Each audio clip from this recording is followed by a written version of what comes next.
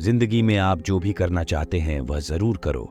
ये मत सोचो कि लोग क्या कहेंगे, क्योंकि लोग तो तब भी कुछ कहते हैं जब आप कुछ नहीं करते थे। मनुष्य खुद ईश्वर तक नहीं पहुंचता है, बल्कि जब वह तैयार हो जाता है तो ईश्वर खुद उस तक पहुंच जाते हैं। आपको किसी से किसी भी प्रकार की प्रतिस्पर्धा की आवश्यकता नहीं है।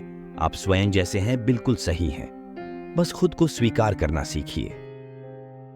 मैं किसी से बेहतर करूं क्या फर्क पड़ता है, बल्कि मैं किसी का बेहतर करूं इस चीज से फर्क पड़ना चाहिए।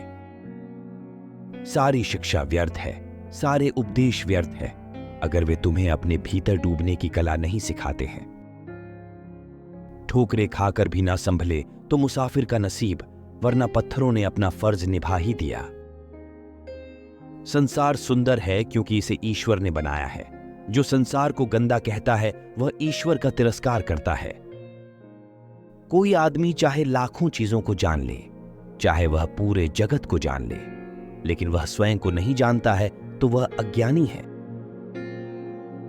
मैं तो दो ही शब्दों पर जोर देता हूं, प्रेम और ध्यान, क्योंकि मेरे लिए अस्तित्व के मंदिर के दो ही दरवाजे हैं।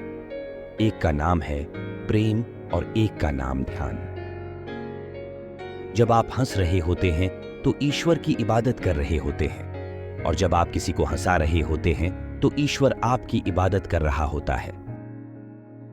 अगर आपको अक्सर लगता है कि सफलता आपके हाथ नहीं आ रही है, तो शायद अब आपको अपनी कोशिशों में बदलाव लाने की जरूरत है। यहां कोई भी आपका सपना पूरा करने के लिए नहीं है। हर कोई अपनी तकदीर और अपनी हकीकत बनाने में लगा है। दुख पर ध्यान दोगे तो हमेशा दुखी रहोगे। सुख पर ध्यान देना शुरू करो। तुम जिस पर ध्यान देते हो वह चीज सक्रिय हो जाती है। जब मैं कहता हूं कि आप देवी देवता हैं, तो मेरा मतलब है कि आप में अनंत संभावनाएं हैं। आपकी क्षमताएं अनंत हैं। खुद को खोजिए, नहीं तो आपको दूसरों की राय पर निर्भर रहना पड़ेगा जो खुद को नहीं जानते। बीते हुए कल के कारण बेकार में बोझिल न हो। जो पाठ पढ़ लिए हैं उन्हें बंद करते जाएं। बार बार उन पर जाने की जरूरत नहीं है। जीवन ठहराव और गति के बीच का संतुलन है। जब प्यार और नफरत दोनों ही न हो तो हर चीज साफ और स्पष्ट हो जाती है। किसी से किसी भी तरह की प्रतिस्पर्धा की आवश्यकता नहीं है।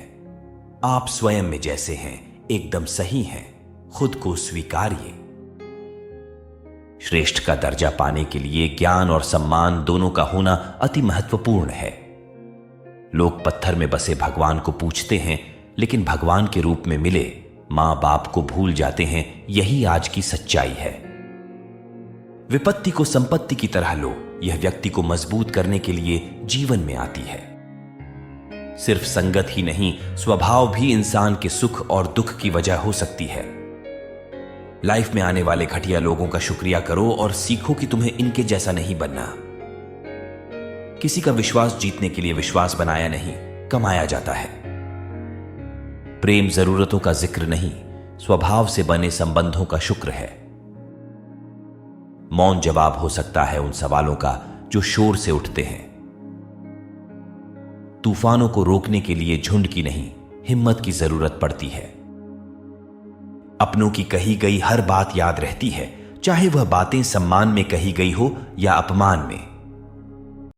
ढोंग की जिंदगी जीना एक कला है, लेकिन ढंग से जिंदगी जीने में ही मजा है। अच्छे आचरण और व्यवहार की नींव परिवार के संस्कार होते हैं। सच्ची शिक्षा खामियों को जानने पर मिलती है, वरना खूबियों की शाबाशी सबको अच्छी लगती है। जिसकी बुद्धि, मन, विवेक और भावनाएं शुद्ध हैं, वही वास्तव में बुद्ध है। मूर्खों का काम है दूसरों पर हंसना, बुद्धिमान स्वयं की बुद्धिमत्ता पर हंसते हैं। जो अनंत है वह कभी नहीं मिटता, और हमारे अंदर की अंतरात्मा वही है। अधिकार जमाने से अच्छा है समर्पण का भाव रखो, फिर कभी भी रिश्तों में दूरियां नहीं आएंगी। एक जागृत व्यक्ति और एक ताकतवर विचार बहुत कुछ बदल देता है। जो गुरूर मिटाता है वही गुरु है। जिस इंसान को भूलने वाली बातें भी याद है, उसकी जिंदगी में सबसे ज्यादा विवाद है। हमारा मन समस्या की दुकान है और हमारा ज्ञान समाधान का गोदाम। संस्कारों की बेड़ियां पहन लो, तिरस्कार होने से बचे जाओगे।